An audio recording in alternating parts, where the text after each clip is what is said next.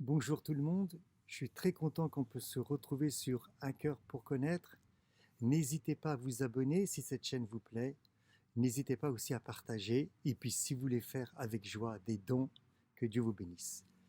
Partageons quelque chose qui est très important dont le psaume 88 nous parle. Le monde est fondé sur l'amour. En hébreu, cela correspond au psaume 89. Il est écrit Olam Hesed Ibané.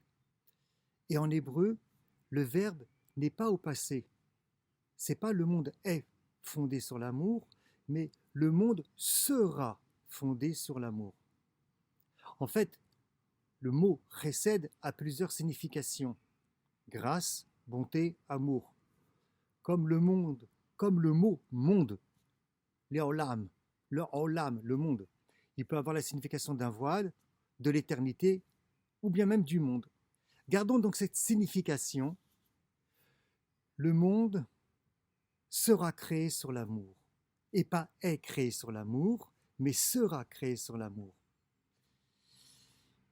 C'est intéressant. Pourquoi? Parce que la transcendance divine a créé l'univers, a créé notre planète. Et en créant notre planète, il a nécessairement créé une réalité qui est différente de lui, bien évidemment. C'est évident et nous le voyons, c'est le réel. Et en fondant et en construisant le monde sur l'amour, sur la bonté, sur le chesed, l'amour suppose une altérité.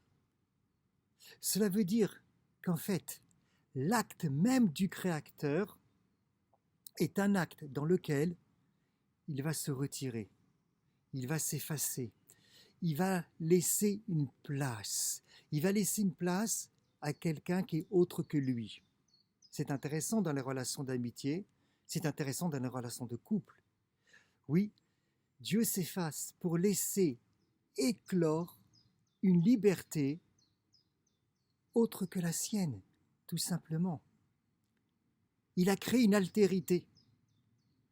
Et lorsque l'on dit que l'homme a été créé à l'image, à la ressemblance de Dieu, c'est ainsi que nous devons nous comporter. Nous devons laisser un espace à l'autre, cette altérité. Et la première altérité sera entre Adam et Dieu, et la deuxième altérité sera entre Adam et sa propre femme, Ish Veisha, une altérité. Laisser un espace.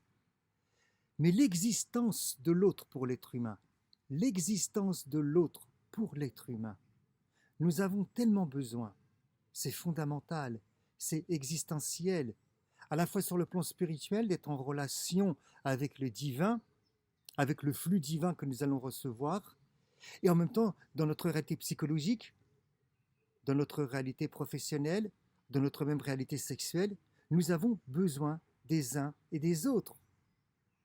Le mystère de l'autre. Le mystère de la femme pour un homme. C'est intéressant quand même, hein? Mais c'est ça qui structure véritablement la personne humaine.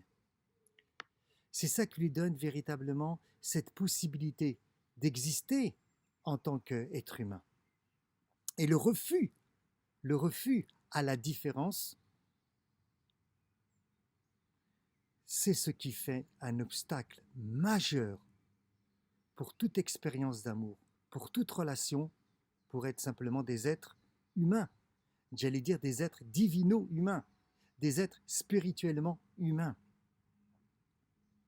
Et ceci, nous pouvons le voir dans ce que nous dit l'apôtre Paul.